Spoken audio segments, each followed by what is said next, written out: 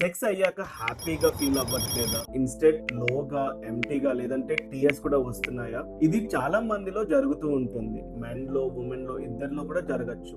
Relationship బాగున్నా కూడా ఈ ఫీలింగ్స్ అనేవి చాలా కామన్‌గా వచ్చే అవకాశం ఉంటుంది. సైకియాట్రిస్ట్‌గా నేను చూసే చాలా మంది పేషెంట్స్‌లో ఇది ఒక కామన్ కన్సర్న్. అండ్ ఫస్ట్ చెప్పేది మీ బాడీ ఇంకా మీ మైండ్ రాంగ్ అయితే అస్సలకే కాదు.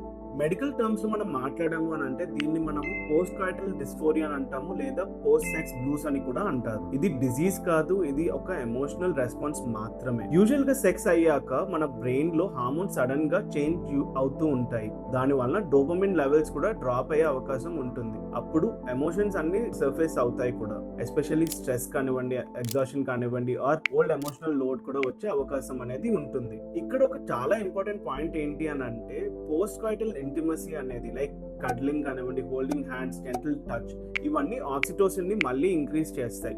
బ్రెయిన్ కి సేఫ్ అండ్ కనెక్టెడ్ అనే సిగ్నల్స్ కూడా వస్తూ ఉంటుంది. అందుకే ఇంటిమసీ అని అంటే సెక్స్ మాత్రమే కాదు, నాన్ సెక్షువల్ క్లోజ్నెస్ కూడా మనకి చాలా అవసరము. అండ్ పీసీడీని హ్యాండిల్ చేయడానికి కూడా చాలా మటుకు ఇవన్నీ హెల్ప్ చేస్తాయి. సెక్షువల్ హెల్త్ అని అంటే మూమెంట్స్ మాత్రమే కానే కాదు, కనెక్షన్ బిఫోర్ అండ్ ఆఫ్టర్ కూడా equally if not more important. మాట్లాడితే చాలా మటుకు క్లారిటీ అనేది వస్తుంది. క్లారిటీ వస్తే రిలీఫ్ అండ్ హీలింగ్ కూడా స్టార్ట్ అవుతుంది.